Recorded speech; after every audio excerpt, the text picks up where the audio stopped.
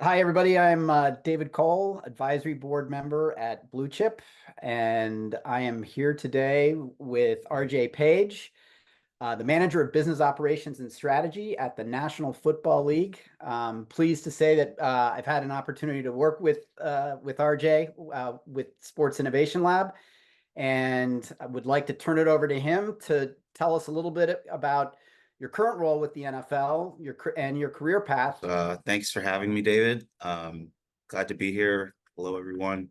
So my role at the league is kind of a subcategory or kind of broad support and strategy role for our entire football operations department. What that means is how we make the game better, how we look at the future of the game when it comes to rules, when it comes to technology, when it comes to uh, allowing, partnerships to, help us improve elements of the game on field, on the sideline, in the coaches' booths, a lot of the kind of logistics and operations that a lot of fans don't typically see on a regular game day, but kind of is what, makes the well-oiled machine of the NFL go, among few other areas that are kind of integral to the production of every game.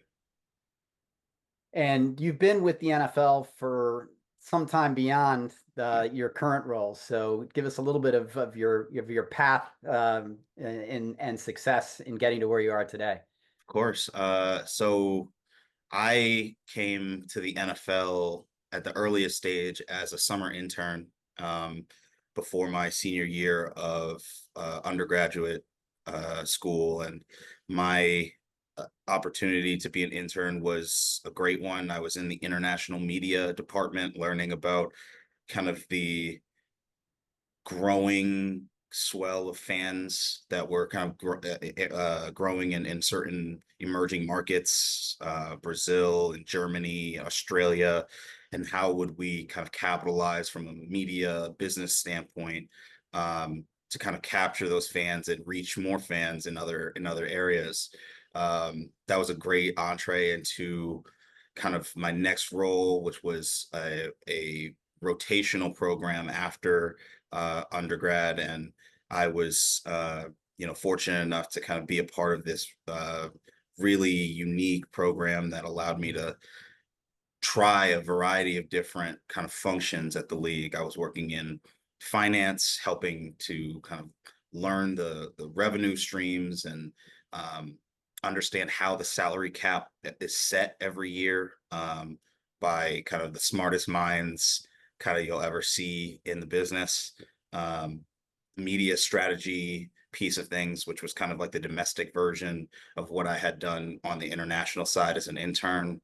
Uh, the labor operations and management council team, which does all of the kind of correspondence with clubs on how to manage the salary cap, how to kind of structure contracts, the compliance with the CBA, and just labor and CBA kind of negotiation issues in general. And then lastly, football operations, which is my kind of current role. And that's kind of how I found my kind of two main functions at the league, where I worked in the management council on the labor side for a couple of years after the rotational program, being specifically kind of working on team kind of long range payment schedules and escrow account management for guaranteed contracts. And then on the football operations side, kind of doing a lot of work around the future of the game, future of football, which is kind of led by an executive committee of clubs, which I kind of correspond with and help manage, along with our leadership in the football operations department. So that's a great segue, going back to the fact that your entree into the NFL was through an internship. And Yeah. so let's take a step back and tell us about your college experience, You as a student athlete. So I was, fortunate enough to attend Princeton University, and play on the football team there as a linebacker. And my experience was kind of uh, it was trial by fire. The football team was looking for a lot of kind of support, um, off the bench from its young players my freshman year, and me and most of the players from my class were playing very early on. We had some NFL level talent on our teams. I kind of got to learn, what it took to be a student athlete from those kind of upperclassmen. I was also kind of trying to figure out how to just be a student in everyday college life at a school where the academic rigor was intense. Well, RJ, if you could just help us understand, how did being a student athlete help your career journey with the NFL? The main things that have carried over into my career, into um, kind of my experience trying to get into this industry, have been a having a kind of vulnerable willingness to take accountability for yourself and for how you work with others. I think that carries over from any sport a lot, especially a lot of the team sports. And being on the football team, I I feel like that was one of the main things I had learned at Princeton. Um, Kind of having a certain level of accountability, having a certain level of acceptance of constructive criticism, that really helped me as I got to understanding what was important for a young person trying to break into an industry that's extremely competitive.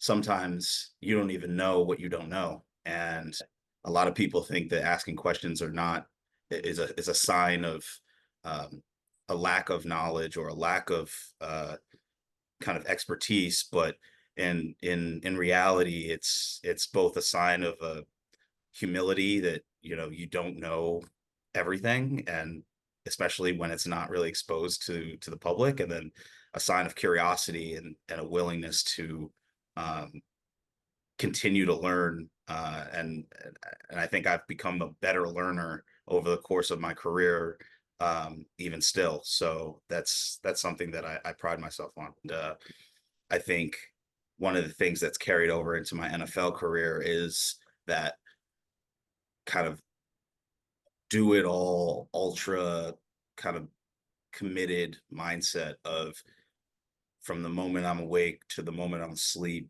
I'm kind of investing my time in stuff that I will get a return on, things that will kind of give me back a valuable experience, and also be able to kind of bear fruit when it comes to the work that I'm putting in. So, and it's also kind of made me a junkie for trying to do everything all at once. Hence my starting law school, while working at the NFL over the last 4 years, and that kind of two parallel path mindset. So I'm going to take your path, and getting into the NFL is not an easy path. And I will say that very few people that are watching this will end up with a job at the NFL. But what I'm also hearing is the importance of coachability. Of course, I think one of the most memorable moments of my first 3 months at the NFL, full time, was I was working in the finance department. My supervisor was the VP of labor finance, a woman who had kind of worked all over the place as a CPA in a variety of contexts, and was well respected throughout the league. Her name was Christine Vicari, one of the great minds of the NFL league office. And I knew, and she was also a student athlete, all-star softball player at Boston College. One of the moments that I remember most strongly is when I kind of finished a project. I was ready to present it to her, and as I did my presentation, she gave me some feedback that was pretty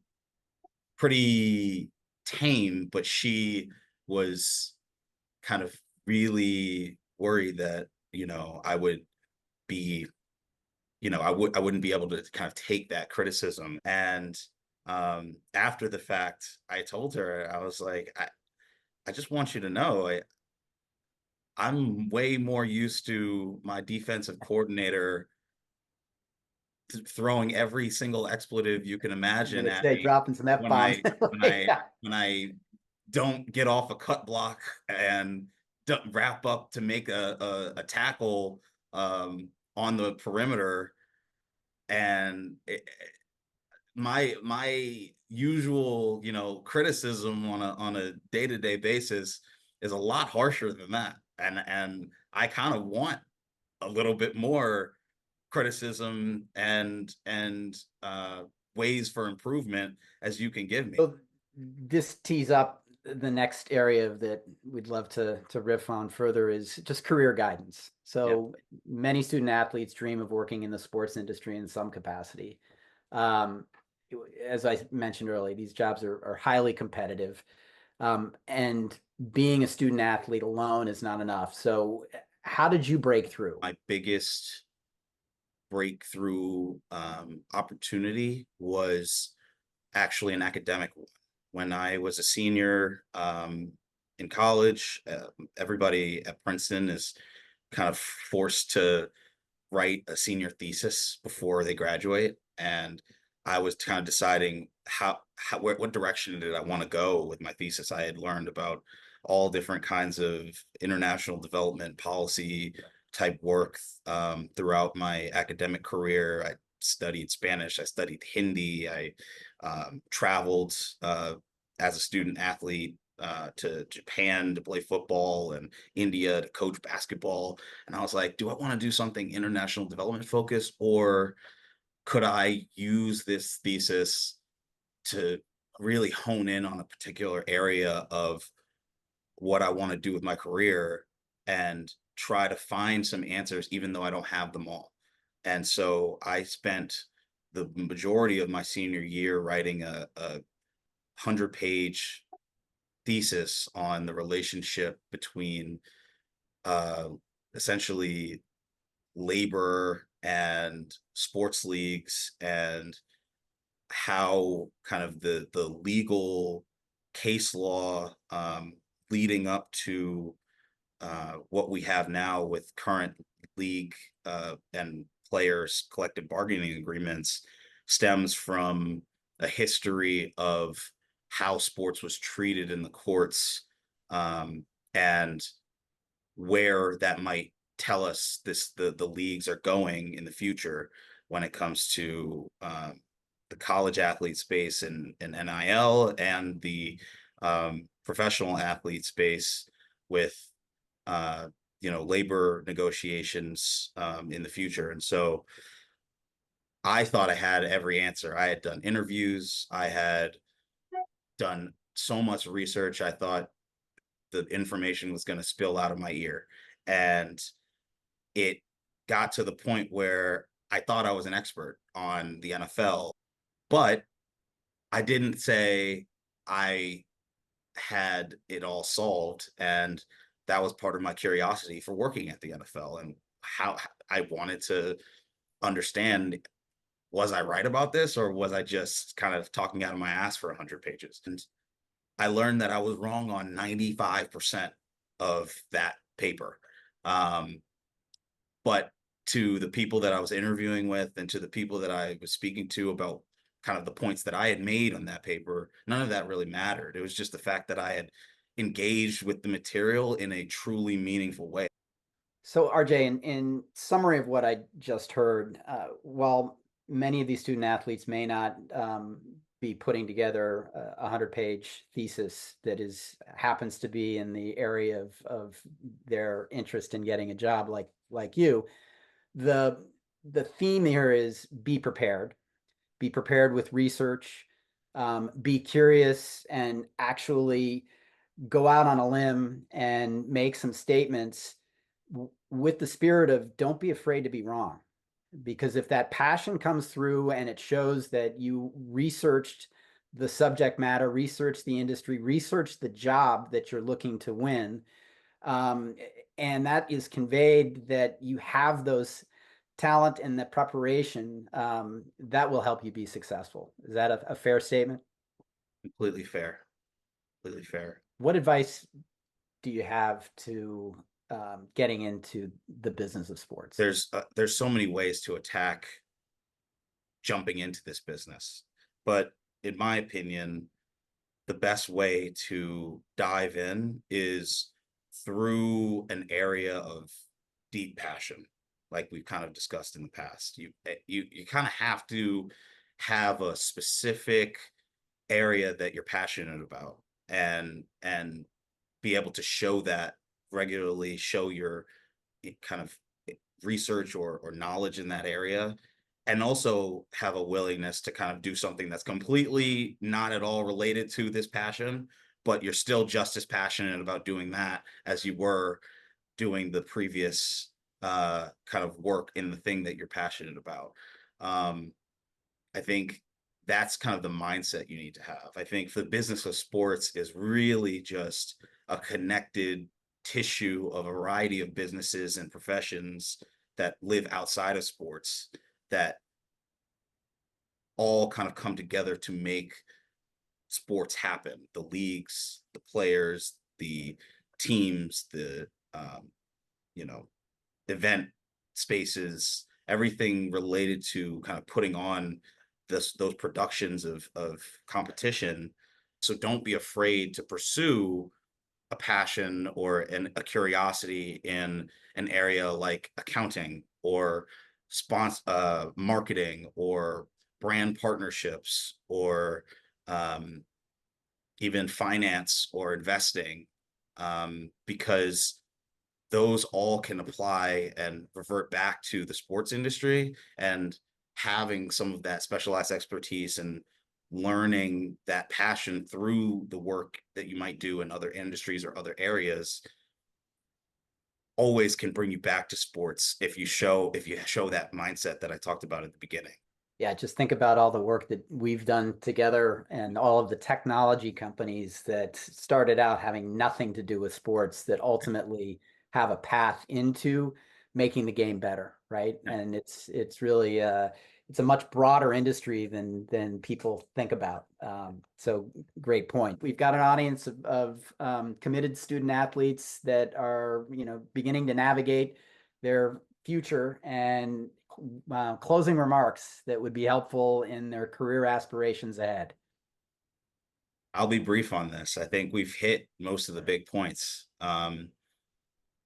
Be yourself, be who you are. Don't feel like you need to change or conform to a specific type of, you know, self-presentation or mannerism of kind of behavior.